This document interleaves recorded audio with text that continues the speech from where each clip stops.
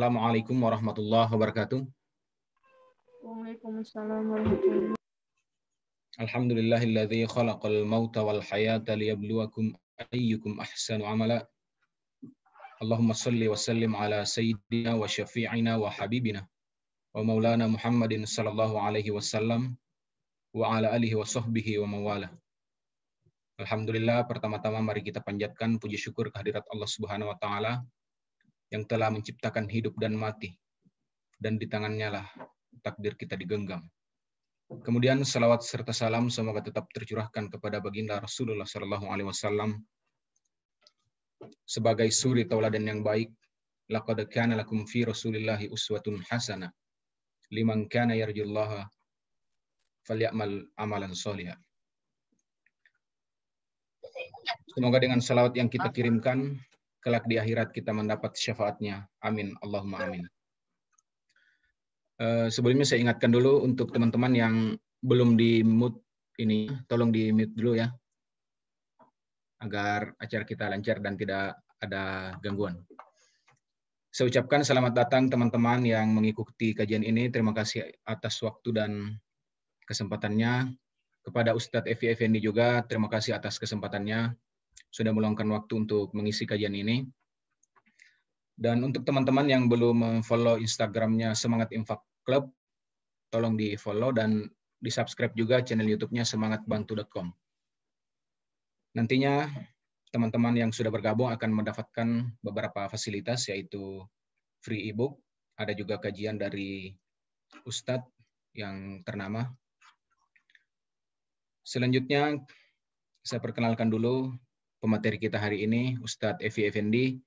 Beliau adalah seorang dai yang sudah malang melintang di TV nasional, juga di YouTube sudah banyak beredar ceramah beliau. Nah, tema kajian kali ini adalah kehidupan setelah kematian. Salah satu syarat kita sebagai orang mukmin dan ciri-ciri orang bertakwa itu adalah meyakini hari akhir. Sebagaimana firman Allah Subhanahu wa taala di dalam surah Al-Baqarah, "Bil akhirati hum yuqinun." Dan kepada hari akhir mereka yakin. Kemudian saya persilahkan saja kepada guru kita, Ustadz Evi Effendi, untuk menyampaikan kajiannya. Kepada beliau dipersilahkan dengan hormat. Bismillahirrahmanirrahim.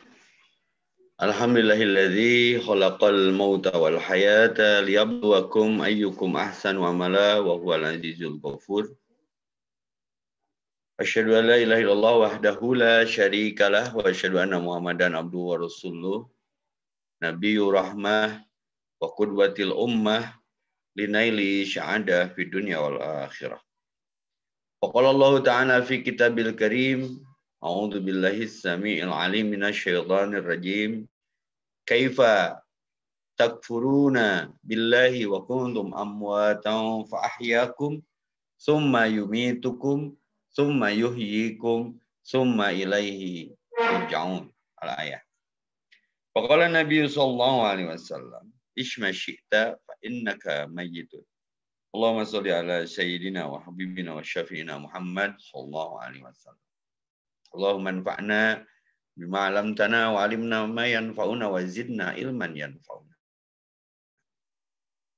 Luar biasa, kita masih diberikan tenaga untuk bergerak menuju kesudahan yang setiap hela nafas dalam setiap gerak yang kita lakukan di kehidupan itu mengurangi giga kuota usia kita. Maka nikmat mana lagi yang kau dustakan? Bersyukur atas nikmat umur. Saya sepakat dengan MC. MC menggunakan iftitahnya, pembukaannya dengan Al-Mulku ayat 2. Segala puji bagi Allah yang menghidupkan dan mematikan. Khalaqal mauta wal hayata. Tapi tidak sedikit orang mengkufuri itu. Maka ada pertanyaan di Al-Baqarah, kaifa? Bagaimana mungkin takfuruna, engkau mengingkari wa kuntum amwatan, padahal keadaanmu asalnya tiada. Fa'ahyakum, kemudian diadakan sampai detik ini, summa yumitukum. Ingat sebentar lagi, tak akan lama lagi, ini kemestian dan kepastian. Setiap kita dapat jatah yang bernama antrian berupa kematian. Maka kalau mau berbuat baik, jangan dinanti-nanti, keburu mati. Kalau mau bersedekah sekarang, karena ada penyesalan manusia tidak mau sedekah. Di Al-Munafikun itu ada teriakan miliaran manusia kelak.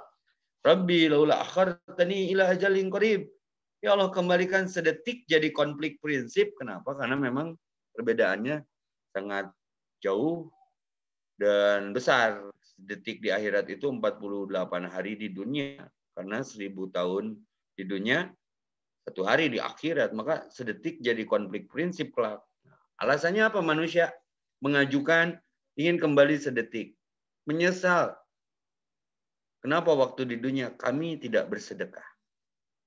Maka sadaqallahul adzim. Setiap kali kita habis membaca Quran, selalu terucap spontan, sadaqallahul adzim. Maha benar Allah dengan segala firman-Nya. Maka bersyukur atas nikmat umur, kita masih bisa bertafakur dengan bergabung di live Zoom-nya ini apa? Sedekah Club ya, pecinta infak klub ya. Semangat infak. Ya, jadi ini klub yang juara saya pikir ya. Anfik unfik alaik. Kau keluarkan, aku ganti. Ini quotes di sore hari. Tidak ada orang miskin gara-gara berbagi demi Allah. Tidak ada orang melarat gara-gara sedekah. Makanya di mana ada nggak versi on the spot di YouTube meliput orang miskin gara-gara berbagi, orang melarat gara-gara sedekah? Nggak ada. Janji Allah itu anfik unfik alaik. Kau keluarkan, aku ganti. La in syakartum la azidannakum. Kalau kita bersyukur, Allah tambah. Maka saya doakan nih yang tergabung dalam komunitas infak klub nih, mudah-mudahan Allah lipat gandakan segala sesuatunya menjadi keberkahan, termasuk sedekah pikiran, tenaga, amalan, apapun itu yang dikontribusikan di jalan Allah menjadi sebuah investasi yang berarti, yang dihargai di hadapan Mahkamah Konstitusi Ilahi kelak. Maka bersyukur atas nikmat umur, kita belum dikubur. Bahagia atas nikmat sisa kuota usia, kita belum diwafatkan. Temanya ini agak sedikit gimana gitu ya. Kehidupan setelah kematian. Ini hal-hal yang wajib diimani. Betul kata MC tadi, wabil akhirati hum yuqinun. Pernah Rasulullah ditanya oleh salah seorang sahabatnya, ya Rasulullah, siapa manusia yang paling cerdas itu? Rasulullah menjawab, mandana ba'da amila ba'dal maut. Barang siapa yang berbekal amal yang baik untuk bekalnya setelah kehidupan bernama kematian. Maka ada hidup setelah mati, ada akhirat setelah dunia. Istilahnya al-kaisu. Orang yang cerdas itu orang yang sadar hidupnya nggak lama lagi. Oh, Ustaz saya masih muda, Ustaz saya sehat, Ustaz saya ahli olahraga, atlet. Hei, apa kabar? Saat mati tidak harus tua dan sakit, begitupun miskin. Allahu yarham, Syekh Ali Jabir itu masih muda itu, di bawah saya. Tapi Allah sudah suruh pulang. Ustaz Uje dulu, Arifin Ilham. Nah, kita kapan? Kita dalam eskalator ke arah yang sama. Beramal, tidak beramal, berimpak, tidak berimpak, bersedekah, tidak bersedekah, berbuat baik atau tidak berbuat baik. Semua OTW menuju kesudahan. Maka temanya keren banget. Kehidupan setelah kematian. Karena memang mutlak. Ada hidup setelah mati, ada akhirat setelah dunia. Ingat-ingat. Berapa teman seangkatan yang sudah diwafatkan? Itu pasti ada lah di grup WA, di grup SMP, SMA, se-alma mater yang sudah dihantar. Ini yang disepakati oleh banyak orang. Ya, sekupur apapun orang, kalau bab kematian pasti mereka mengakui. Maka ini temanya global sekali, sepaket. Cuman yang jadi persoalan, bukan kematiannya, tapi bekal apa yang kita sudah bingkai, sudah rangkai, sebelum jadi bangkai, jangan terbengkalai. Nah, sebentar lagi kita akan dipanggil oleh Allah, karena panggilan Allah itu 3 kali. 1 musim adzan, alhamdulillah sudah asar baru memenuhi panggilan itu. 2 musim haji dan umroh yang sedang terkendala karena pandemik. Ini yang bahaya, musim kematian. Ini tidak ada verifikasi, tidak ada konfirmasi, karena kematian itu bukan nomor urut ternyata, tapi nomor cabut, nomor dudut. Bisa jadi saya belakangan, Anda duluan, atau Anda duluan, saya belakangan, bisa jadi itu. Ya, jadi mistis. untuk fenomena yang satu ini. Maka Allah bertanya, kaifa? Bagaimana mungkin? Takfuruna billah. Engkau kufur kepada Allah. Wa kuntum. Padahal kalian dulu nggak ada. Fa'ayakum. Kemudian diadakan. Summa. Kemudian sebentar lagi. Yumitukum. Ditiadakan. Untuk summa yuhyikum. Kalau disederhanakan gini. Kenapa acara ini dijuduli kehidupan setelah kematian? Tagline-nya nih. Bikin hidup lebih hidup. Karena hidup ternyata bukan hanya untuk hidup, tapi hidup untuk yang maha hidup. Kalaupun harus mati besok, demi Allah, itu jalan hidup. Karena kehidupan setelah kematian nggak ada ujungnya. Maka hati-hati dengan kehidupan dunia yang sementara ini. Bikin hidup, lebih hidup, karena hidup bukan hanya untuk hidup, tapi hidup untuk yang maha hidup. Kalaupun harus mati, jangan takut. Itulah jalan hidup. Yang persoalan kembali. Liyabluwakum ayyukum ahsanu amala. Ajang ujian kehidupan sementara jadi momen untuk kita berikhtiar memperbaiki amal.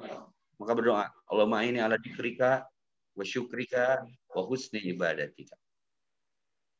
Ada asuransi yang menggaransi, guys, brother, sister, maghrib nanti kita masih bisa sholat maghrib. Hari ini aja di kompleks saya ini, 2 hari ini berturut-turut ada yang diumumkan di masjid. Nah, maka ini gerbangnya ini, kesadaran tuh gerbang. Gimana kalau pertanyaannya dikerucutkan? Gimana kalau ini pertemuan terakhir kita? Gimana kalau sholat asar yang barusan kita lakukan, itu sholat terakhir kita. Maka sholatlah sebelum disolatkan. Ke masjidlah walaupun pandemi, sebelum dikemasjidkan. Jaga wudhu selalu, apalagi musim virus, sebelum diwudukan.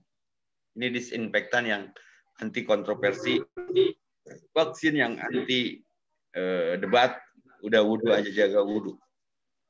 Karena ada episode kita diwudukan dan tidak berwudhu lagi. Maka memetik arti, menuai hikmah, mengurai makna. Pakai kehidupan ini, sisa umur ini, dengan tafakur, tadabbur, membaca ayat-ayat yang tersurat. Tasyakur, bersyukur masih diberi umur. Tadakur, merenung, berapa giga lagi kuota usia kita. Lalu sadar nggak bahwa bisa jadi ini episode terakhir kita. Wallahu a'lam bishawab. Maka nanti kita masuk ke gerbang yang namanya kubur. Dilindungkan dalam kita setiap sholat itu tidak pernah tertinggal. Rasulullah berlindungan dari beberapa hal. Kalau kita mau mengakhiri sholat, ada perlindungan yang global. Allahumma inni a'udzubika min azabil qabri wa min azabin nar wa min fitnatil mahya wal mamati wa min syarri fitnatil masihid dajjal. Min azabil qabri. Ini unpredictable ini. Kalau saya dari membujang menikah pernah, ya menikah lagi pernah, susah senang bahagia terlewati. Yang belum mencoba semua kita itu hidup mati. Nah ini makanya dicari, di loading kehidupan setelah kematian. Bayangkan kalau kita banyak teman, kita banyak kolega, keluarga kita keluarga besar, tapi ada nggak teman kita yang menemani ketika kita mati? Maka antigoresnya adalah, kemungkinannya adalah teman sejati hanyalah amal. Setiap orang bisa beli jam, tapi nggak bisa beli waktu. Hari ini kita di atas tanah, besok tanah di atas kita. Tapi berapa miliar manusia mengkufuri fenomena ini? Episode ini, padahal tiap hari, apalagi sekarang musim COVID, ada aja yang pergi, ada aja yang dihantar, ada aja yang dijemput. Tapi hati kita begitu keras untuk menghadapi kehidupan setelah kematian. Bekalnya apa? Bekalnya perbanyak sedekah, perbanyak istighfar, perbanyak berbuat baik, beramal soleh. Supaya teman yang menjadi teman sejati kita setelah kehidupan masuk episode alam kubur bernama kematian, itu kita punya partner, punya teman yang asli selama ini nemenin kita. Istri secantik apapun, kita mati mah tidak menemani. Maka kata Nabi, ismasyita, kamu mau apa aja silahkan. Fa'inna kamayitun, tapi engkau akan menjadi bangkai. Katakan, apapun yang kamu cintai, fa'innahu mufarikuhu, mereka akan terpisah denganmu. Ya. Lalu kata Nabi, beramalah karena semua akan diminta pertanggungjawaban. Maka hati-hati, hati-hati. Maka sering khatib Jumat kalau kita melakukan Jumat, mendengar khatib selalu ada pesan tersirat. Ya Yohanes, ittaqullah haqqa tuqatih wa la tamutunna illa wa antum muslimun. Keringanan dalam kematian itu ketika kita pasrah. Berserah sehingga tidak resah, tidak gelisah, tidak gundah, tidak gulana. Yang ada kita dipanggil dengan panggilan terindah. Ya ayat Tuhan nafsul mutmainnah. Ternyata mengkerucut. Simpel. Ingat Allah saja. Dimanapun, kapanpun, sedang apapun. Maka berinfak salah satu gerakan yang kemudian ini akan menjadi jembatan keringanan hisab kita. Karena yang Allah titipkan. Wa mimma razaqnahum yunfikun. Sudah kita investasikan. Sudah kita depositokan untuk kita samper nanti di kehidupan setelah kematian kita. Kenapa harus berlindung dari azab kubur? Wah, saya tidak berani berbicara kehidupan setelah kematian kalau tidak ada dalil, tidak ada wahyu, tidak ada hadis, takutnya jadi tahoyul. Cuman saya pernah uji nyali itu untuk melembutkan kolbu, masuk kuburan yang sudah dibuka tapi belum ada isinya, saya mencoba loncat ke sana beberapa menit saja mencekam. Sebatas bukan testimoni. Oh, betapa sesak, pengap, pekat, penat. Itu fenomena yang perpaduan antara hidup dan mati itu. Adrenalin tertinggi. Ada yang pernah mencoba, dia menyengaja uji nyali di kuburan, makbaroh, lalu kita berpikir sebentar. Terus mana teman-teman kita yang dianggap soulmate, dianggap luar biasa selama ini pembelaannya, kalau kita terbaring sendiri, walaqad ji'tumuna furada kama khalaqnakum awwala marrah. Kamu lahir sendiri-sendiri dan pulang pun sendiri-sendiri. Yang paling menakutkan di kubur adalah dobtotul kubro, tekanannya itu. Kalau tidak bisa menjawab pertanyaan kan jelas. Man rabbuka wa imamuka wa nabiyyuka. Itu kan mulut dikunci itu. Yang menjawab tangan, sikap sesuai ketaatan kita, keimanan kita kepada Rasulullah. Akan datang hari mulut dikunci, kata tak ada lagi, akan tiba masa tak ada suara dari mulut kita. Yang berkata tangan kita. Ini nyunah enggak nih? Punya harta disedekahin enggak? Takbirnya benar enggak? Rukunya benar enggak? Kau angkat tangan, aku turun tangan. Maka Allahumma inni a'udzubika min adzabil qabri.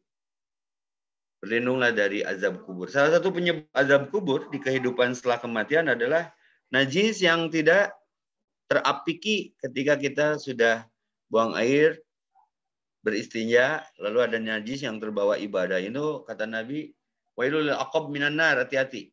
Masalah kencing. Karena itu akan jadi beban di karantina pintu gerbang kehidupan setelah kematian. Kalau sesak di kuburnya, sesak seterusnya. Kalau ringan dan dapat nikmat kubur, itu nih ringan ke sana. Itu penentuannya adalah alam kubur. Nanti perjalanan kita masih panjang nih. Ada alam barzah, alam mahsyar, alam mizan, alam hisab, alam syurat. Masih panjang ini. Masih miliaran kilometer perjalanannya. Maka hati-hati. Tentukan sikap kita dari sekarang. Mau husnul khatimah, mau su'ul khatimah. Karena di ujungnya hanya dua tempat. Fariqun fil jannah wa fariqun fis syair. Sebagian masuk surga, sebagian masuk neraka. Alangkah ruginya kalau kita terjebak dengan dunia yang sementara ini. Jangan menebak lalu terjebak, jangan tersiksa karena terpaksa. Bersedekahlah. Jangan menunggu bahagia untuk berinfak. Kecil apapun, belajarlah berinfak. Saat itu Allah bahagiakan. Jangan menunggu bahagia untuk berkumpul dalam hal-hal positif. Berkumpullah. Saat kita berkumpul di hal-hal positif, saat itu Allah bahagiakan kita. Maka Allah bertanya dalam hadis qudsi, aina mutahabbuna bi ruhillah. Mana dulu yang berkumpul, berpisah, dasarnya ruhku. Al-Islam bijalal, kekuatanku. Bukan simbiosa mutualistis dalam masalah ekonomi, bisnis, atau apapun itu yang berupa keduniaan. Jauh di mata, dekat di doa. Jauh di kaki, dekat di hati. Walaupun pandemik, bukan alasan untuk tidak beramal soleh. apalagi bersedekah. Walaupun corona ya coba robah niatna. Walaupun virus sing apik dina ngurus wabah adalah waktunya benar-benar beribadah.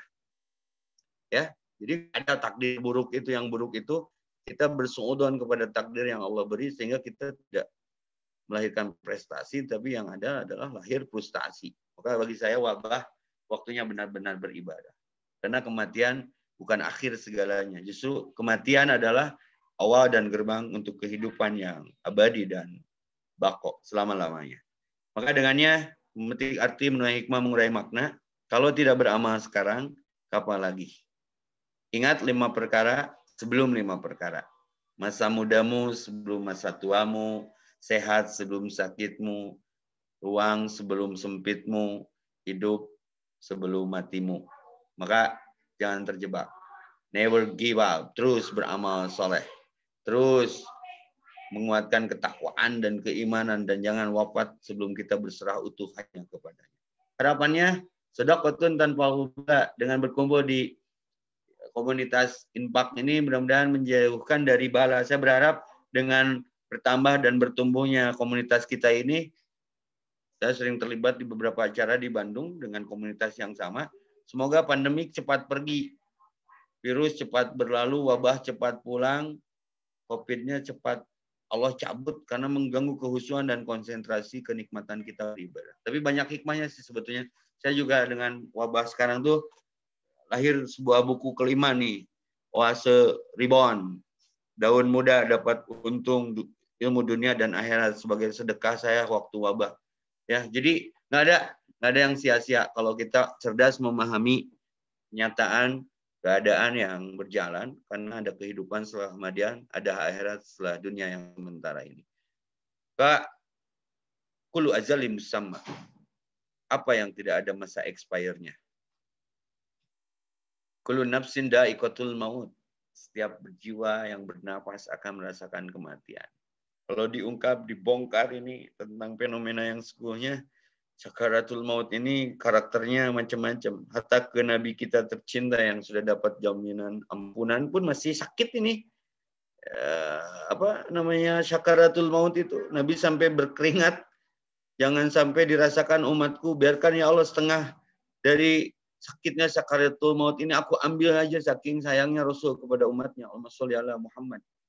Bagaimana kita tidak merindukannya. Beliau begitu sayangnya sampai untuk urusan sakit sakaratul maut saja diambil setengahnya. Biarkan sakitnya ke aku. Itu orang soleh. Orang yang luar biasa dijamin maksum. Sakit. Bayang kalau kelas-kelas kita ini kalau tidak mengkifarati dosa-dosa kita dengan sedekah, dengan infak. Malah yang jadi siksa kubur itu adalah harta yang tidak dikeluarkan. Ada makhluk namanya sujud. Bapak. Nah, ini Sujaul Akro ini ayat lalu bercerita, siapa engkau? Nah, maluka, aku harta itu yang dipulitkan itu jadi azab kubur itu, mengerikan. Maka penting belajar agama ini. Jadi hati teh lembut, iya ya. Semua kadang kalau kita wafat semua jadi sengketa. Istri cantik jadi janda, suami ganteng jadi duda, anak jadi yatim piatu tanpa kita orang tua. Lalu apa yang kita bawa? Ya, apa yang sudah kita lakukan dengan ikhlas. Maka bila waktu telah terhenti, teman sejati hanyalah amal. Itu ringtone saya itu. Ya, jadi selalu melembutkan hati. Ya. Hati tak bisa lagi kau hindari, tak mungkin lagi engkau lari. Ajalmu pasti menghampiri. Semua berexpire, semua ada kadaluarsanya. Maka hati-hati dengan episode yang menjadi kemestian dan kepastian ini. Yang jadi persoalan bukan kematiannya, tapi bakal apa yang sudah kita persiapkan untuk kematian. Demikian Pak MC, bridgingnya biar asik. Kita buka question and answer dan kita ngobrol aja lah, biar ilmunya bertambah dari berbagai macam sisi tentang ini. Ya, demikian tadi. Ini masih ada beberapa menit sebenarnya, Ustaz. Ya. Demikian tadi materi yang disampaikan guru kita Ustadz Evi Effendi tentang kehidupan setelah kematian. Saya tadi menyimak Ustaz bahwa orang yang sudah meninggal itu ternyata di sana ada yang menyesal. Iya. Ada yang ingin kembali ke dunia karena mereka tidak bersedekah atau tidak berinfak selama di dunia. Surat Munafikun ayat 10, 9, 10 tuh. Nah, apa sebenarnya yang harus kita infakkan selama kita di dunia ini agar dunia ini sebagai mazra'atul akhirah, sebagai ladangnya akhirat, dan nanti di akhirat nanti kita memanen hasilnya ini. Kita lihat alasan kenapa orang ini ingin kembali ke dunia walaupun terkecil semenit, sedetik. Rabbi laula akhartani ila ajalin qarib. Qarib itu dekat, sebentar saja ya Rabb. Di hadis dibaca di tafsirnya untuk apa? Fasaddaqo wa kum minas solihin. Untuk aku bersedekah dan membingkai merangkai kemungkinan aku termasuk orang-orang yang soleh. Kata Allah kemarin kemana aja kalau bahasa sederhananya gitu. Berarti menyia-nyiakan kesempatan keadaan seakan hidup selama-lamanya. Yang kemudian hari ini jadi wahan, hubbud dunya. Mahwal wahnu ya Rasulullah. Apa wahan itu ya Rasulullah? Hubbud dunya. Wa karahiyatul maut. Ada terkait dengan tema. Kenapa orang takut, enggan, menghindari kematian? Itu karena cintanya kepada dunia yang sebentar dan sementara ini. Dan semuanya drama Korea, sinetron semua. Ya, sementara saja. Nah, pertanyaan MC keren banget nih. Ustaz, apa itu yang menjadi penyesalannya? Tidak bersedekah. Apa yang harus disedekahkannya? Jangan menyempit pembuluh darah, jangan menyempit pemikiran sehingga sempit untuk bersedekah. Kita kembali ke takrif yang Nabi ajarkan. Kullu ma'rufin shadaqah. Apapun bentuk kebaikannya, ma'rufnya, itu adalah sedekah. Sekarang sedekah yang terkecil, kata Nabi, tabassumu kali akhika shadaqah. Senyum terhadap saudaramu, juga MC tuh, senyum kan asik tuh. Senyum terhadap saudaramu itu sedekah.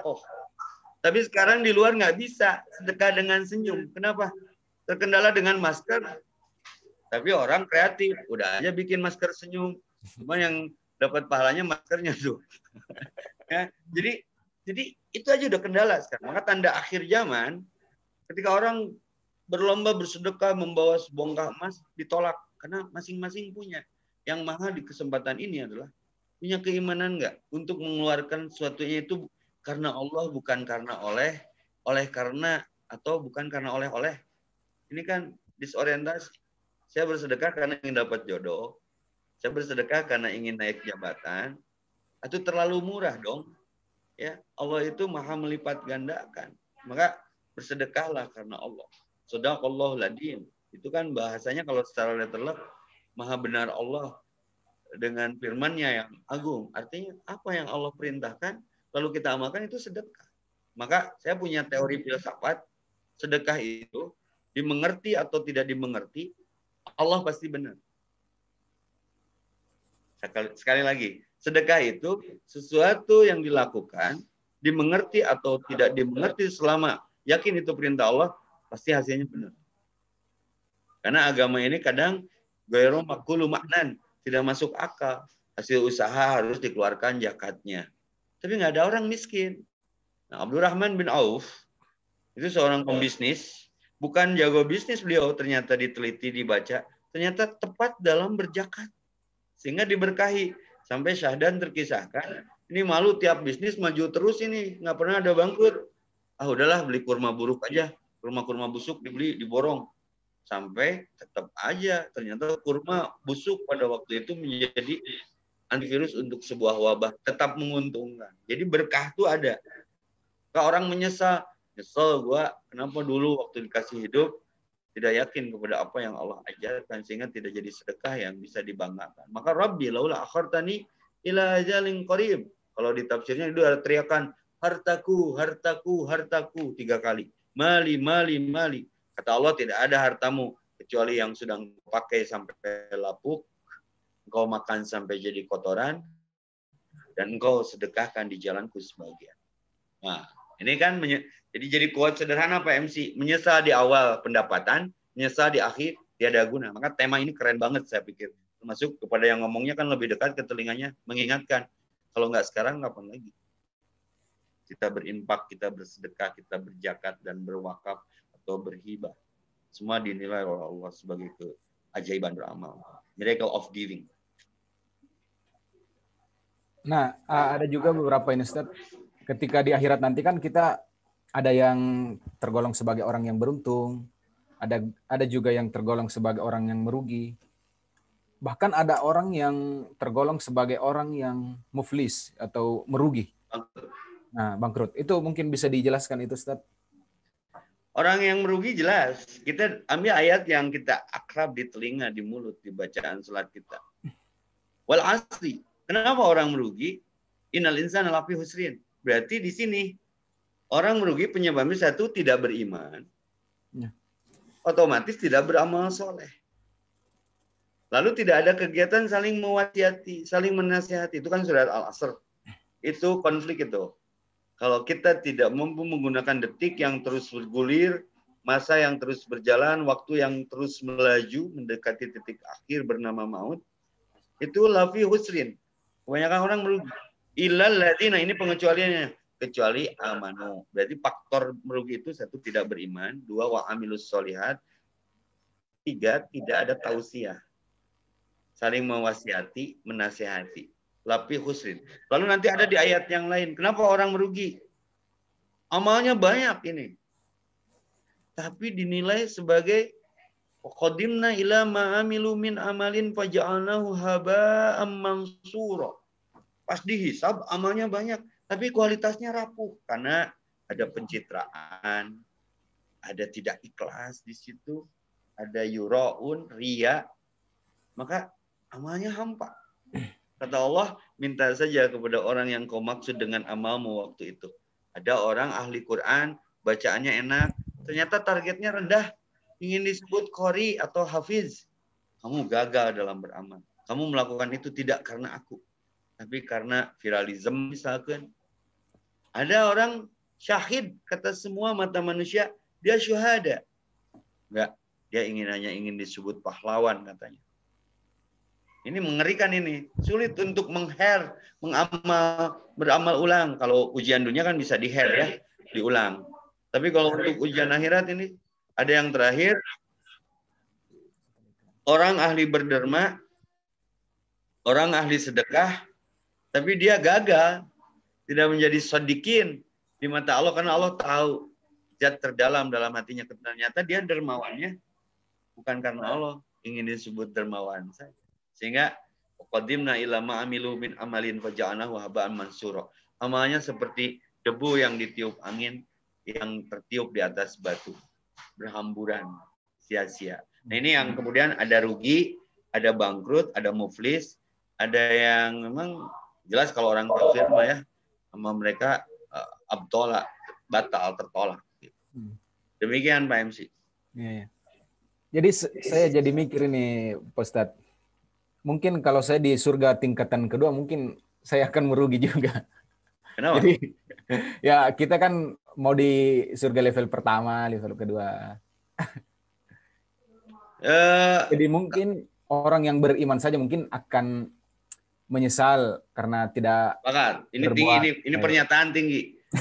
Menyesal kenapa tidak beramal maksimal sehingga kita dapat levelnya yang rendah ini. Ya, tapi lumayan lah kelas kita mah di teras surganya juga udah lumayan lah. Ya.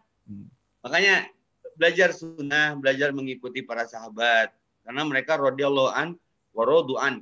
Mereka dapat level tertinggi, radhiyallahu an wa radu'an. Ya ayat Tuhan nafsul mutmainnah irji'i ila rabbiki radiyatan mardiyah. Ini beratnya. Jadi kita tahajudnya masih bolong-bolong, duhanya jarang tapi jarang gitu. Rawatibnya tidak tertib, subuhnya ngantuk, zuhurnya ripuh, asarnya malas, maghribnya dingin, isya gerah. Ini banyak alasan kita. Ingin masuk surga, saya curiga orang-orang seperti ini punya orang dalam ini. Ya, ingin dapat level surga yang maksimal, tapi amalnya biasa-biasa aja. Ini bahaya ini. Betul, itu penyesalan yang dihargai Allah. Ya, kenapa gue dapat surganya level ini. Itu sebagai cambukan buat saya. Benar-benar keren-keren. Nah, ini sudah ada beberapa pertanyaan yang sudah masuk dari peserta Zoom. Namanya Muhammad Dandi Putra. Siap. Dari Bogor. Pertanyaannya, apakah ruh orang yang sudah mati bisa saling bertemu dengan ruh lainnya? Dan apakah ruh yang sudah meninggal bisa mendoakan orang yang masih hidup? Nah, ini pertanyaannya. Ya. terlalu dalam. Silakan Ya. Ustaz. Ini keren banget. Kalau orang Sunda Bandung bilang deet tapi ngepret ini, sedikit tapi nyubit ya. Ini kalau ditanya apakah ruh, saya belum berpengalaman masuk ke wilayah itu. Maka saya tadi katakan di awal, bicara ini harus hati-hati bicara tema ini, karena kalau bicaranya kejauhan tanpa dasar ini bisa jadi khurafat, ini bisa jadi takhayul, karena alam kubur pun bukan kuburan ternyata. Kalau alam kubur itu kuburan, yang enak itu yang matinya dimakan ikan paus, dimakan binatang galak misalkan, itu nggak ada pertanyaan kubur. Kalau logikanya alam kubur adalah kuburan. Tapi ternyata beda. Makbaroh itu bukan alam kubur. Nah, ini persoalan ruh. Maka saya dasari dulu dengan Al-Qur'an. Wa yas'alunaka 'anir ruh di surat Al-Isra itu. Ada orang bertanya kepadamu tentang ruh. Kulir ruhi min amri rabbi. Ini harus hati-hati, Nabi sendiri tidak terlalu banyak so tahu, karena harus dengan pengetahuan. Katakan kalau ada bertanya tentang ruh itu urusan Robku. Kulir ruhi min amri rabbi. Wa ma utitu minal ilmi illa qalil. Tidak ada banyak ilmu yang dibagi tentang hal ini kecuali sedikit. Ila manir tadomir rasulin kalau di surat Jin itu. Kecuali kepada kelompok Rasul pun yang diridhoi. Maka bicara gaib tanpa dalil, bicara gaib tanpa Al-Quran, ini akan menjadi takhayul tingkat tinggi ini. Tahu dari mana kalau bukan dari petunjuk Rasul. Nah, bicara alam kubur, bicara bukan pengalaman hidup ini, bicara bacaan yang kita baca. Makanya muncul rasa takut, qatuqati wala tamutuna illa wa antum muslimun. Kenapa kita beriman dan tidak melepas sholat sampai hari ini? Karena ada min azabil qabri. Ada adab kubur. Salah satu yang dipertanyakan kan, apakah para kubur setelah wafat dipertemukan dengan ahlinya? Yang pernah saya baca dalam beberapa hadis sahih itu, selama frekuensi amalnya sama, mereka bertanya-tanya kepada yang baru wafat nih. Selama amalnya sama. Fulan, apa kabarmu? Selamat datang. Gimana kabar keluargaku? Ini barjah. Berarti si orang wafat tidak tahu kehidupan dunia yang pernah ditinggalinya karena sudah ada di wilayah lain. Cuman bertanya kepada mukmin yang baru wafat tentang keluarganya, berceritalah, artinya di situ bertemu. Nah, ini jawaban daripada yang saya pernah baca. Jadi orang beriman itu berhak ketemu dengan ahlinya selama frekuensi amalnya sama. Mereka saling menyapa. Seperti Rasulullah SAW ketika dicabut nyawanya, ketika sakaratul maut itu keringetan melihat ke atas sambil menyatakan Rafiqil A'la, karena melihat sahabat-sahabatnya Ibrahim, Musa yang sudah di makom tertentu. Nah, ini kita juga akan mengalami fenomena itu, cuman mengerikan kalau tidak ada dasar iman, karena fenomena yang paling menegangkan, Fir'aun pun beriman saat itu. Ini amantu, karena ternyata wujud malaikat yang selama ini dibohongkan, didustakan. Ini amantu, cuman keimanan yang percuma, keimanan yang terlambat, karena sudah di ujung perbatasan ini. Maka saat itu ini amantu bi rabbi Musa wa Harun. Dan di situ godaannya dalam fenomena ketika nyawa terlepas, iblis pun mendekat lebih dekat supaya kita jadi kafir, jadi musyrik, iman kita jadi batal. Maka kalau pertanyaannya, apakah ruh orang-orang yang sudah wafat itu bertemu, selama frekuensi amal baiknya sama, Allah kasih bonus, Allah pertemukan mereka. Wallahu a'lam bishawab. Demikian Kang Haji. Yang mana dari Bogor barusan ya? Semoga selalu sehat, my brother.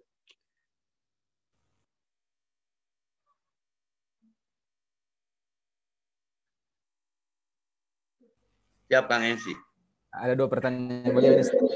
Yang kedua itu, apakah ruh yang sudah meninggal bisa mendoakan orang yang masih hidup? Jadi ini mungkin ada orang yang pergi berziarah meminta doa, itu kan ada ikhtilaf itu. Bagaimana pendapatnya Ustaz? Oh, kebalik ya. Yang meninggal mendoakan yang hidup. Nah, gitu. Ini mudah-mudahan beres dengan hadis yang ini. Idza matabna Adam, ketika anak Adam atau manusia idza matal insan, idza matabna Adam in qata amaluhu. Ketika anak Adam atau manusia wafat, terputus seluruh amalnya. Kecuali 3. 1, ilmu yang bermanfaat, seperti Ibrahim alaihissalam punya manasik, itu jalan terus itu. 2, sedekah jariah, seperti Siti Hajar, istrinya Ibrahim alaihissalam punya jam-jam, itu ngalir terus itu. 3, keturunan yang soleh. Seperti Ismail itu, punya kurban. Terus kurbannya jalan. Maka kalau pertanyaan apakah orang yang mati bisa mendoakan yang hidup, ini saya belum temukan riwayatnya. Kalaupun mau nanti setelah wafat semua, syafaat namanya. Ya, jadi sudah terputus amalnya. Kalaupun mau, yang umum itu yang hidup mendoakan yang wafat. Makanya saking pentingnya mendoakan yang wafat, ada etika sunnah ketika melampaui kuburan, itu ada salam itu. Assalamualaikum ya ahlad diyar. Tapi tong lebay pengen dijawab. Ya, kita mah suka pengen jawaban aja ya. Salam di sholat aja nggak ada jawaban. Ini salam ta'abudi. Assalamualaikum ya ahlad diyar. Keselamatan bagi kalian wahai penduduk kubur. Wa inna insyaallah bikum lahikun. Aku pun akan seperti itu. Itu ibrahnya. Nah, artinya kewajiban mendoakan itu kewajiban yang hidup kepada yang wafat. Bukan malah sebaliknya. Makanya para ulama sepakat untuk hal ini ketika ke kubur ini untuk ziarah atau untuk meminta. Yang dilarang itu kan meminta. Maka esensi substansi dari ziaratul kubur itu adalah tudzakirul maut. Hanya untuk mengingatkan, kita pun akan seperti itu. Kalau terjadi transaksi minta-meminta, ini udah melencengnya jauh. Faktanya kan yang wafat pun tadi menanyakan kepada yang baru wafat. Gitu. Artinya interaksi mereka sudah terputus, kecuali dengan doa, tapi dari yang hidup kepada yang meninggal. Ini sederhananya seperti itulah. Wallahu a'lam bishawab. Karena ini sensitif ya, bab ruh ini. Ya. Harus nanyainnya kepada yang sudah mati. Ya, kita harus terjun ke sana dulu kayaknya. Siap. Nah, selanjutnya ada pertanyaan kedua ini dari Solo, namanya Retno. Pertanyaannya, Ustaz, apakah sedekah yang kita lakukan untuk menghindari musibah dunia termasuk ikhlas lillahi ta'ala? Nah, itu. Demikian pertanyaan. Ini mah tuh normatif. Kan Rasul bersabda, sedekah tanpa bala. Ibaratkan ini, jika surga dan neraka tak pernah ada, jika akankah kita tetap beribadah kepadanya? Ibadah itu perintah Allah. Bukan terkait dengan surga atau neraka. Tapi Allah ngasih bonus. Maka irji'i ila rabbiki radiyatan mardiyah padhuli fi ibadi waduli jannati. Pertanyaannya, bolehkah kita beribadah karena surga? Boleh, masih dalam tatanan koridor normatif. Karena surganya Allah ciptakan. Tentunya ada karena Allah. Cuma manusia itu selalu diberikan stimulus. Nah, bicara bolehkah sedekah karena ingin selamat, karena ingin bla bla bla. Sedekahun tanpa bala. Nabi memberikan solusi bijak. Sedekah itu mencegah kemungkinan yang buruk. Maka kalau ingin selamat, sarapan paginya sedekah. Sedekahun tanpa bala. Jadi nggak ada masalah. Justru itu tauhid di situ. Yang bahaya begini, Mas. Misalkan saya bisa aja membuat pertanyaan. Kalau ragu jangan. Kita makan riweh. Kenapa Mas nggak sedekah? Takut ria. Rianya. Nggak sedekahnya aja ria nih orang nih. Ya. Jadi sedekah itu urusannya bukan dengan kebendaan. Tapi yakin Allah maha mengganti. Apapun bentuk gantinya. Termasuk diselamatkan dari musibah. Nah, ini solusi yang sangat sangat prinsip saya pikir. Maka dengan sedekah selesai urusan. Nggak salah kalau bersedekah dan menggunakan jalan sedekah untuk OTW menggapai tujuan yang kita tuju. Dan itu jalan Allah. Ya. Demikian Mas MC. Ya, demikian jawabannya Retno tadi yang sudah bertanya. Semoga terjawab ya. Nah, untuk pertanyaan selanjutnya kita iklan dulu. Mungkin teman-teman yang lain bisa menyiapkan. Saya juga minum dulu. Selanjutnya. Ya. Seru sekali kayaknya nih diskusi kita hari ini. Mungkin teman-teman yang lain bisa menyiapkan beberapa pertanyaan di grup, mengajukan di situ. Nanti mudah-mudahan bisa terjawab semua ya. Karena waktu kita juga terbatas. Tinggal setengah jam lagi kita akan menjawab pertanyaan-pertanyaan itu. Selanjutnya, untuk Ustadz Evi, mohon untuk ini mengajak teman-teman kita untuk berdonasi di Semangat Infak Club. Jangan menunggu bahagia untuk berbagi. Berbagilah sekecil apapun. Insya Allah saat kita berbagi, di saat itu pun Allah kontanin kita bahagia. Jangan menunggu kaya untuk bersedekah, bersedekah dan berinfaklah. Saat kita memulai dari hal yang kecil, dari yang kita bisa, dari yang kita mampu, fattaqullaha mastata'tum, Allah ganti dengan yang lebih baik. Allah itu maha bisa, tapi Allah tidak bisa berbohong. Maka kalau ingin berkah, bersedekah. Maka saya mengajak kepada para komunitas di luar komunitas yang ini pun, yuk ambil bagian daripada program yang sedang berjalan. Saya tadi lihat iklannya lagi membangun pesantren itu. Ya, ada pesantren daerah di Lebak, mana, Bos? Banten. Di Banten. Di Pesantren. Banten. Saya juga lagi bikin itu, kalau sama gerakan Impak Beras Bandung itu saling kontribusi tiap bulan, udah alhamdulillah. Nggak ada ruginya, ke badannya juga menyehatkan, dan Allah bukakan jalan-jalan yang lain. Maka untuknya yuk jadi bagian dari pecinta sedekah di pecinta sedekah klub. Nah, ya. Kita akan bertemu nanti di dunia nyata dan di dunia maya, dan bertemu di frekuensi yang sama. Jauh di mata, dekat di doa, jauh di kaki, dekat di hati, jarang bertemu tapi saling merindukan, jarang bersua tapi saling melengkapi dengan keikhlasan. Maka yuk berimpak yuk, sebelum kita tidak bisa apa-apa, karena ada satu ketika kita hanya berhitung, tidak beramal. Sekarang kita sering beramal, lupa berhitung. Maka jangan hitung-hitung amal, yang Allah hitung adalah keikhlasan kita dari setiap amal kita. Maka dengannya sekali lagi saya himbau untuk bergabung di komunitas cinta apa? Semangat Infak Club. Semangat Infak Club. Minimal punya semangat lah. Apa yang bisa kita infakkan? Apapun bisa kita infakkan. Yang paling mahal dari infak itu keikhlasan ketika berinfak. Ya, terima kasih Ustadz atas ajakannya untuk teman-teman yang sudah bergabung. Kita iklan sejenak.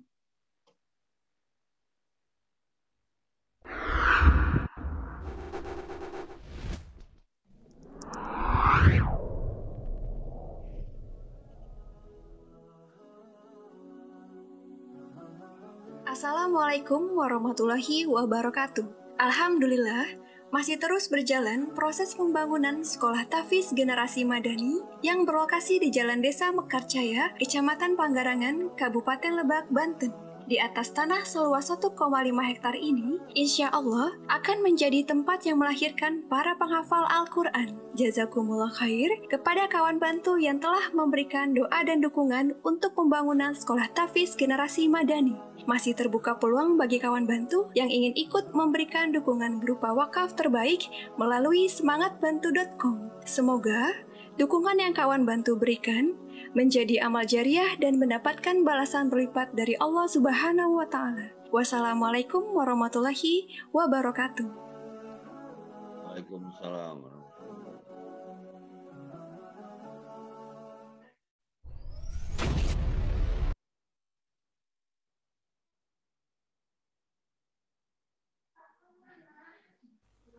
Ya, selamat datang kembali teman-teman yang masih bergabung, yang belum live ya. Terima kasih. Kita akan Q&A dengan Ustadz Evi Effendi, dan sudah ada beberapa pertanyaan yang masuk di grup nih untuk melanjutkan pertanyaan yang tadi. Pertanyaan dari Budias, asal dari Tangerang. Ini Ustadz. Ya, Mas Iqbal. Assalamualaikum warahmatullahi wabarakatuh. Assalamualaikum warahmatullahi wabarakatuh. Afwan, mau apa nih? Sebentar dulu. Apa benar setiap malam Jumat orang yang sudah meninggal datang ke Sohibul Bait di dunia? Monggo jawabannya, Ustaz. Oh, itu sudah beda alam. Nah, ini agak sensi ini neranginnya. Ya, agak-agak ini. Mistis. Jadi kalau untuk di keyakinan saya mah yang sudah wafat itu sudah ada di wilayahnya. Jadi tidak ada reinkarnasi dalam Islam. Dengan di yang tadi juga sudah terputus semuanya. Kalaupun ada fenomena muncul, itu hanya perwujudan daripada kepiawaian jin untuk menyimpangkan akidah kita dari ketauhidan yang lurus menjadi sedikit syirik karena ada fenomena-fenomena yang ditumpangi. Karena kan berat ini peperangan itu minal jinnati wan nas ya. Dan saya tidak terlalu mau jauh membahas ini ya. Karena kadang kalau tauhidnya kurang jadi merinding ini. Merindingnya apa? Ya solusi merinding mah dikerok sajalah bulu kuduknya ya. Biar tidak merinding lagi. Pertanyaannya sederhana.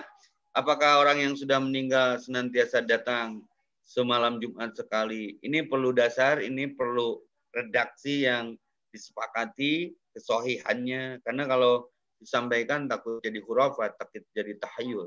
Kalau saya berkeyakinan secara pribadi, orang yang sudah meninggal itu sudah ada di wilayahnya, tidak di wilayah kita lagi.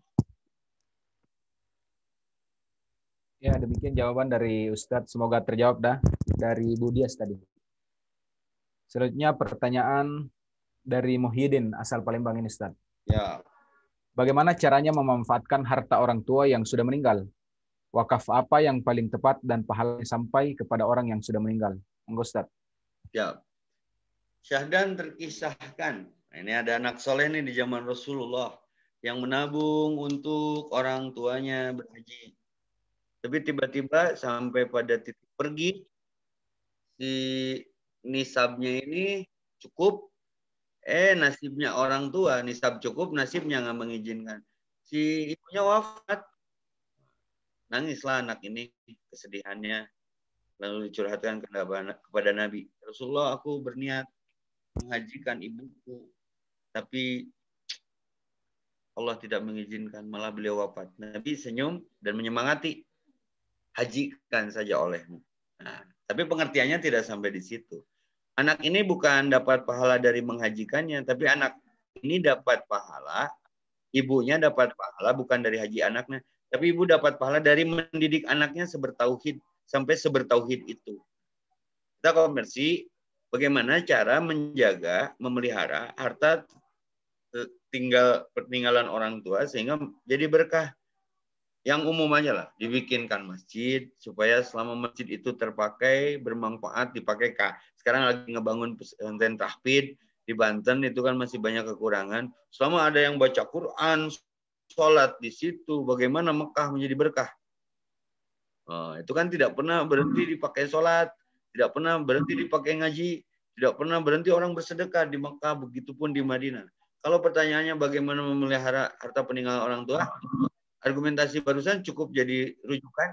Disedekahkan saja, diinfakkan saja, didepositokan saja, diinvestasikan saja di pergerakan-pergerakan, di yayasan-yayasan yang kemudian pergerakannya jelas menjadi pahala yang mengalir untuk menjadi berkah bagi si mayit terkait ini dari pahala anaknya yang soleh.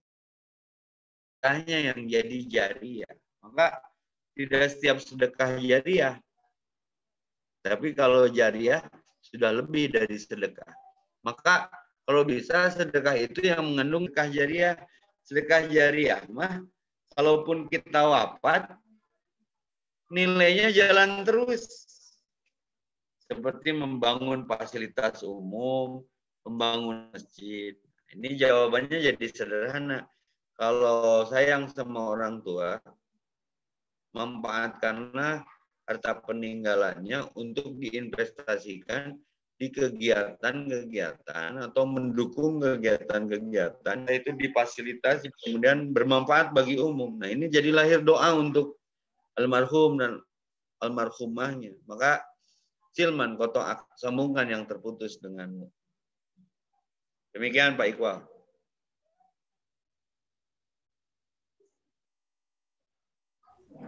Ya, terima kasih atas jawabannya, Ustadz. Mudah-mudahan tadi terjawab ya. Kemudian ini ada pertanyaan lagi, Ustadz. Bagaimana misalnya hukumnya kalau misalnya kita sering berinfak kepada lembaga-lembaga atau orang lain, sedangkan keluarga kita sendiri kita melupakan. Nah, bagaimana dalam Islam itu siapa yang kita prioritaskan untuk berinfak? Karena banyak yang kita lihat fenomena seperti ini, Ustadz. Mereka berinfak bukan orang lain daripada keluarganya. Itu mohon jawabannya, Ustaz. Ini terjadi dan umum terjadi. Jadi saya mengambilnya dari fikih berwudu aja.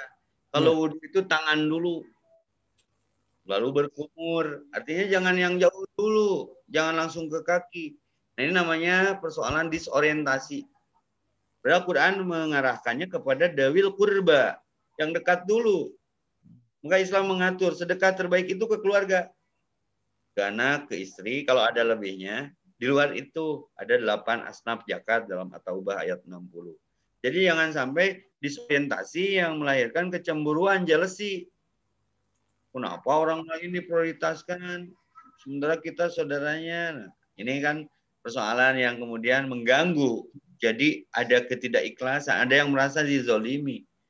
Yang khawatir mereka berdoa, jadi tidak bisa bersedekah lagi. Ya, saya doakan kepada si penanya, semoga hartanya berlimpah, biar bisa merata dan bijaksana gitu ya.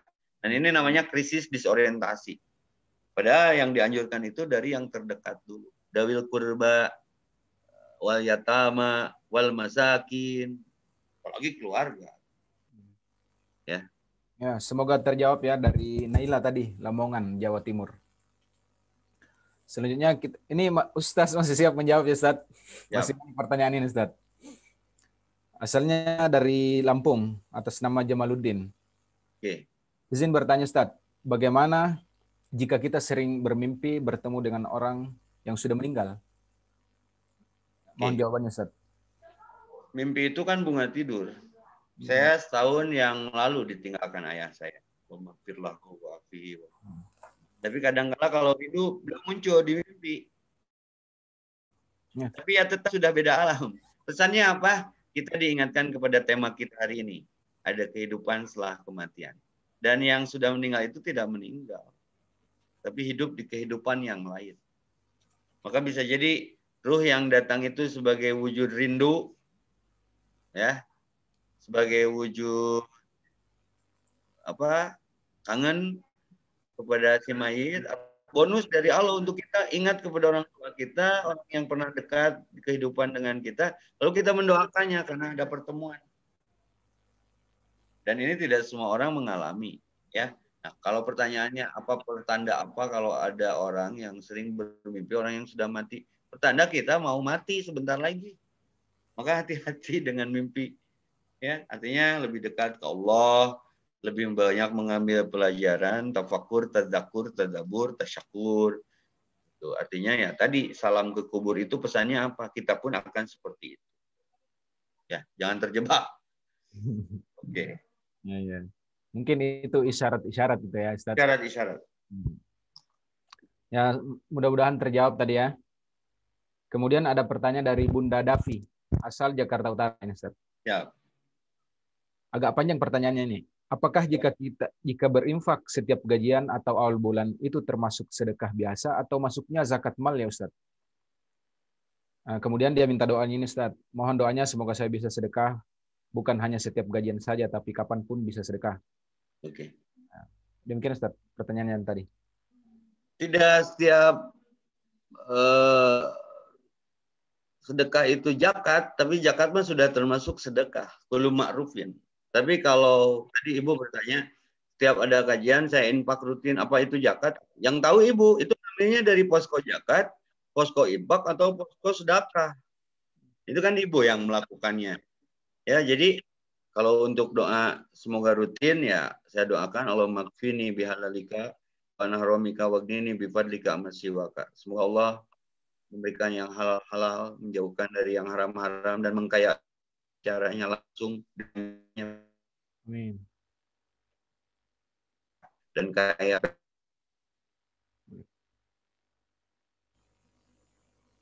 sedekah dengan izinnya. Amin.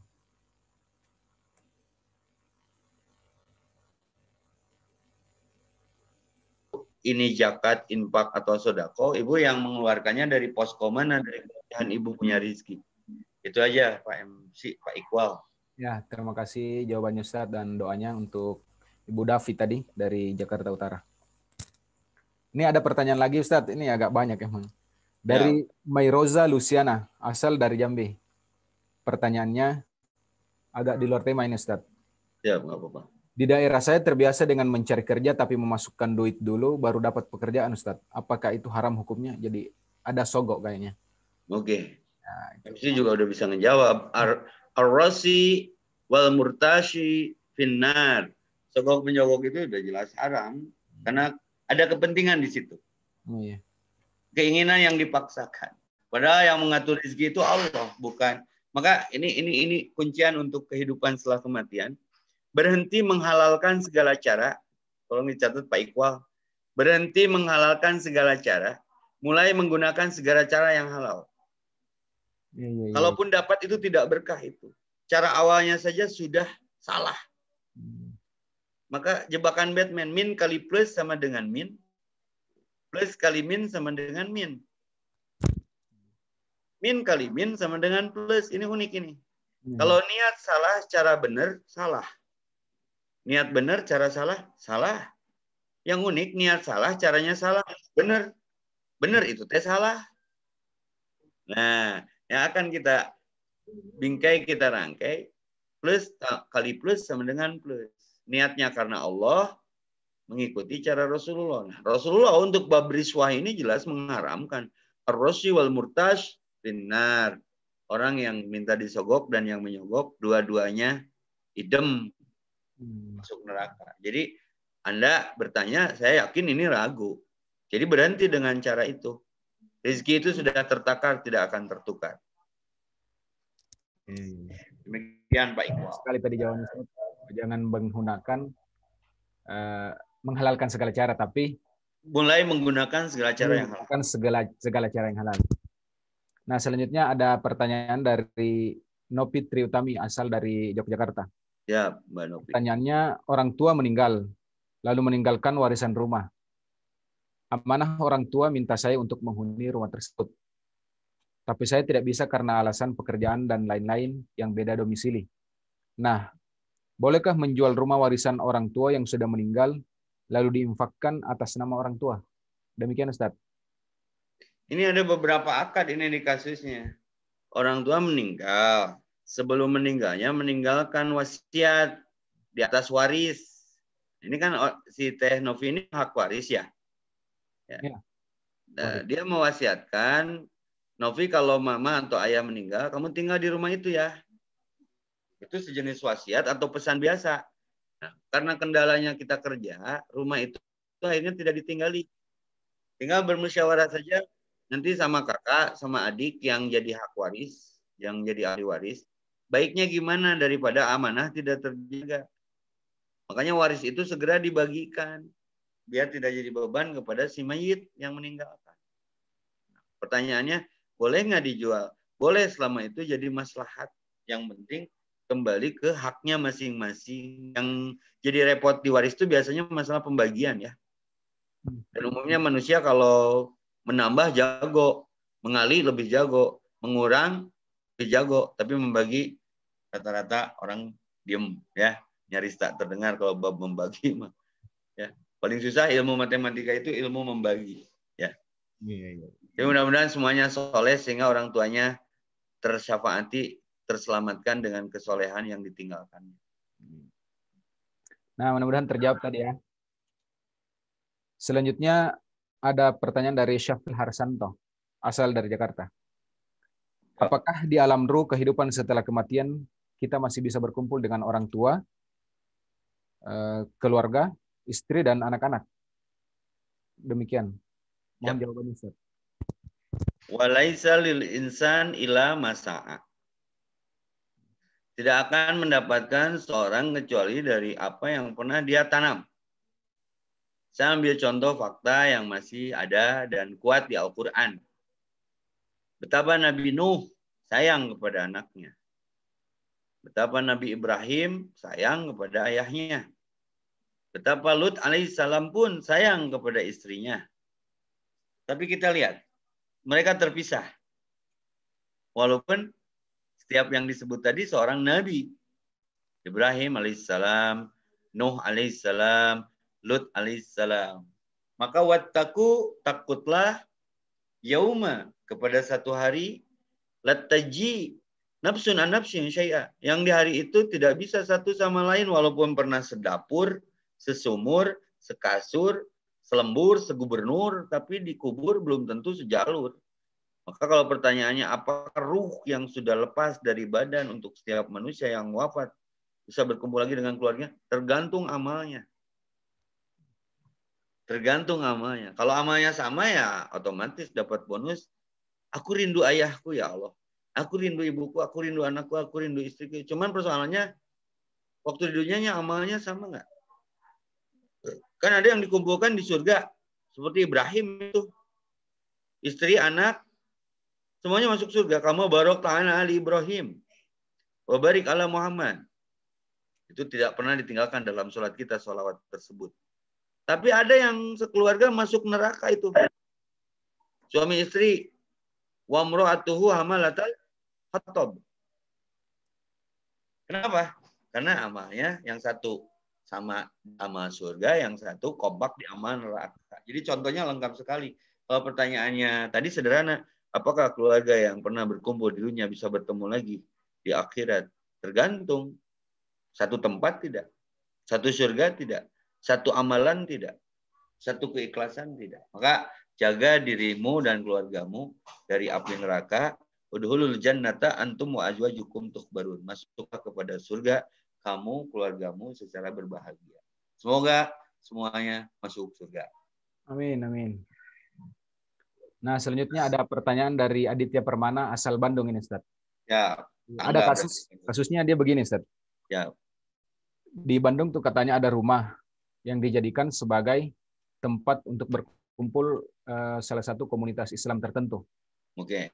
Salah satu aliran mungkin. Nah, di tempat itu tidak pernah dikumandangkan azan katanya. Tidak pernah dikumandangkan azan. Bahkan anggota dari komunitas itu tidak pernah sekalipun untuk pergi sholat Jumat. Tapi mengatasnamakan Islam di sana. Dan mereka selalu melakukan pujian-pujian sampai jam 11 malam. Nah, pertanyaannya, apakah tempat tersebut benar atau salah? Dan apa yang harus diperbuat oleh Adi Permana ini sebagai orang yang mengetahui kejadian tersebut? Ya. Monggo Ustaz jawabannya. Islam ini rahmatan lil alamin. Agama yang sangat mendamaikan dan agama pendamai. Jadi jangan salahkan Islamnya, ini oknum aja. Kalau membawa nama Islam lalu membuat komunitas tapi kemudian lahir meresahkan, ada masjid, sholat nggak di masjid. Bicara agama tapi mengganggu orang. Pertanyaannya kembali ke pokok. Rasul gitu nggak? Para sahabat demikian nggak? Jangan sampai Islam jadi fitnah dengan pergerakan tersebut. Pertanyaannya jadi mikro nih. Bagaimana sikap si penanya nih ketika melihat fenomena itu? Berbicaralah dengan MUI setempat. Biar mereka yang mengeksekusinya. Karena kalau ditangani pribadi-pribadi nanti jadi urusannya verbal, jadi urusannya nggak enak gitu. Berikan kepada yang berhak. Entah itu ke keamanan setempat untuk diverifikasi, bukan untuk dibubarkan. Bagaimana kegiatan yang membawa nama Islam ini tidak jadi fitnah di tengah masyarakat sekitar. Karena kejahatan itu biasa muncul dari yang sembunyi-sembunyi. Sekarang kan musim lampu terang benderang. Ngapain mesti sembunyi-sembunyi gitu kan? Demikianlah sementara. Ya, jadi Mas itu ngobrol aja dengan para ulama setempat, berbicara dengan tokoh masyarakat. Khawatirnya lahir sesuatu yang tidak diharapkan. Demikian jawabannya Mas Adi Permana dari Bandung. Mudah-mudahan terjawab dan bisa mengambil tindakan ya. Selanjutnya ada pertanyaan dari Bu Watik, asal Surabaya. Assalamualaikum warahmatullahi wabarakatuh, Ustaz. Assalamualaikum warahmatullahi wabarakatuh. Mau tanya, zakat mal bolehkah kita salurkan sebagai sebagian berupa makanan untuk dibagikan ke fakir miskin? Atau seluruhnya harus berupa uang yang diberikan ke suatu badan zakat? Monggo jawabannya, Ustaz. Kalau zakat itu targetnya ada 8 ya di surat At-Taubah ayat 60. Itu ada asnaf zakat namanya. Yang tidak boleh dari zakat itu memberi anak yatim. Karena yatim mah bukan asnaf zakat. Jadi zakat mah sangat fleksibel selama dalam koridor ke 8 target, 8 asnaf. Fakir, miskin, ibnu sabil, gharimin, mu'alaf, terus apa ya, ada 8 di situ. Jadi ibu sudah betul. Nah, cuman nanti persoalannya ini dari zakat mal atau zakat apa itu hak ibu. Yang penting jangan keluar dari 8 asnaf yang jadi target Al-Quran untuk diberikan sebagai posko zakat. Makanya ini harus diskusi kepada orang yang mau diberinya ini uang zakat ini kegiatan di sini nih. Apakah kategori yang diberi ini miskin, fakir, ibnu sabil, atau yang baru masuk Islam itu dapat untuk melembutkan hatinya, mu'allaf ya, untuk dilembutkan hatinya. Jadi di surat At-Taubah ayat 60 itu target zakat. Terkecuali yatim ya, yatim itu bukan asnaf zakat. Yatim itu harus lebih gede kalau tidak dari infak, dari sedekah. Kalau bisa mah yatimnya diurus sama kita. Demikian Ibu dari Surabaya ya. Ya, mudah-mudahan terjawab ya Bu Watik tadi. Mungkin pertanyaan terakhir ini Ustadz dari Ciamis. Wow. Namanya Nadila. Assalamualaikum warahmatullahi wabarakatuh Ustadz. Warahmatullahi. Afwan mau bertanya, ketika kita fakir ilmu agama, apakah nanti akan dipertanyakan di akhirat, di alam kubur? Dan kenapa tidak menuntut ilmu agama? Terima kasih Ustadz. Monggo jawabannya. Ini pertanyaannya sederhana, tapi jawabannya harus juara ini. Iya. Dalam ini. Jadi yang akan dihisab itu kan ada ayat wala taqfu ma laysa laka bihi ilmun. Jangan kau ikuti satu perkara tanpa ilmu. Inna sam'a, sungguhnya pendengaran, penglihatan dan hati akan diminta pertanggungjawaban. Nah, ini yang beratnya, kita bergerak, bersikap, berbicara berdasarkan ilmu tidak. Nanti orang berilmu ketika mengkhianati ilmunya dapat azab juga. Kabura maqtan indallah antaqulu ma la taf'alun. Orang bodoh dapat azabnya dari ketidakmauan dia belajar. Maka saya closing nih jawabannya dengan annasu kulluhum halka. Semua manusia akan binasa. Ilal mu'minin, kecuali yang beriman. Al mu'minuna halka, orang yang beriman pun akan binasa. Ilal alimin, kecuali yang berilmu.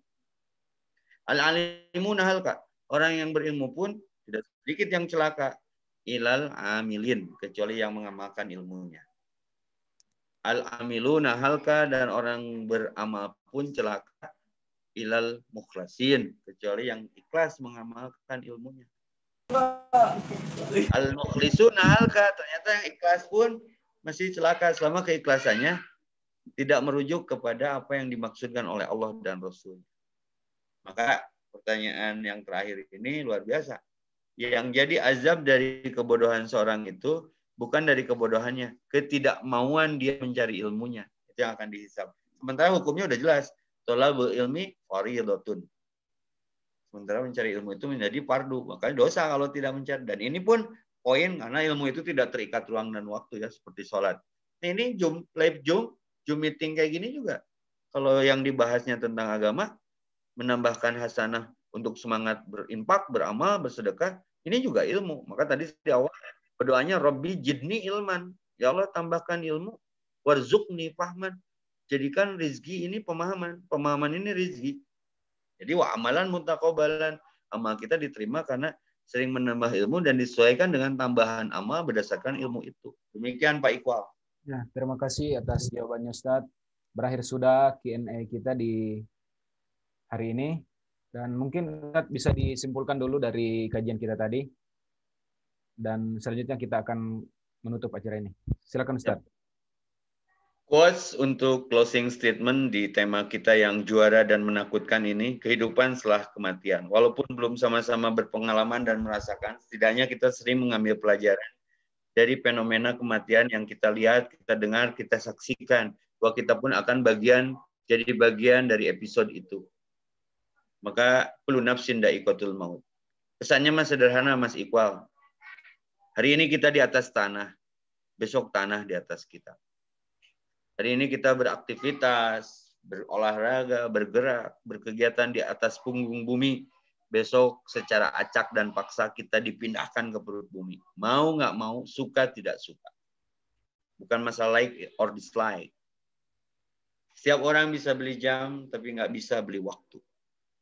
Setiap orang karena punya materi ketika transfusi darah, karena operasi di rumah sakit, kita bisa beli darah ke PMI, tapi nggak bisa beli nyawa. Maka jangan menebak lalu terjebak. Umur kita tak lama lagi. Jangan tersiksa karena terpaksa. Maksimalkan sisa kuota untuk lebih taat kepada Allah. Karena bahaya kalau wafat dalam keadaan sedang maksiat, tidak sedang taat, di akhiratnya kewalat. Maka la haula wala quwata illa billah. Tidak ada daya, tidak ada upaya kecuali kekuatan yang Allah masih beri. Mudah-mudahan panjang umur semuanya, sehat semuanya. Lepas lepas dari hutang semuanya, karena beban kematian itu yang paling jadi beban hutang yang tidak terbayar. Maka saya doakan semua pemirsa yang di Live pecinta sedekah ini sehingga lunas hutangnya ya. Amin, amin ya rabbal alamin. Yang masih punya hutangnya, tapi semoga dilunasi dan terlunasan. Jangan berhutang lagi Bu, biar matinya ringan. Karena kasihan anak-anak tinggalkan hutang kita. Dan terakhir, hidup ini seperti eskalator, bergerak tidak bergerak, semua menuju kesudahan. Maka rugi sekali kalau tidak beramal. Beramallah dengan ikhlas. Inna sholati wa nusuki wa mahyaya mati lillahi rabbil alamin. Biar amalnya tidak lelah, mari kita mulai lillah. Biar menjalani hidupnya tidak mengeluh, mari kita mulai mengallah. Biar menjalankan amalnya bertahan, ayo kita mulai bertahan. Itu saja. Mohon maaf atas segala kekurangan. Saya Pependi, jangan lupa bahagia. Semoga di lain waktu dan kesempatan kita bisa bertemu lagi di acara dan gelombang yang sama. Saya tutup dengan pantun. Kalau ada sumur di ladang, boleh kita menumpang mandi. Sengaja ceramahnya nggak dipanjang-panjang, biar saya diundang lagi. Waalaikumsalam warahmatullahi wabarakatuh. Terima kasih atas tausiahnya Ustaz. Mudah-mudahan dari apa yang disampaikan kita mendapatkan ilmu dan bermanfaat juga untuk kita semua, dan semoga pertemuan kita kali ini bernilai ibadah di mata Allah Subhanahu wa taala. Amin, Allahumma amin. Dan mungkin saya ingin mengutip dari hadis Nabi bahwa satu-satunya nasihat yang paling baik itu adalah mengingat kematian. Demikian pertemuan kali ini. Minggu depan kita ketemu lagi setiap hari Rabu kajian Semangat Infak Club, dan jangan lupa untuk teman-teman yang sudah bergabung meng-follow akun Instagramnya dan meng-subscribe channel YouTube-nya semangatbantu.com. Wallahul muwafiq ila aqwamit thoriq. Wassalamualaikum warahmatullahi wabarakatuh.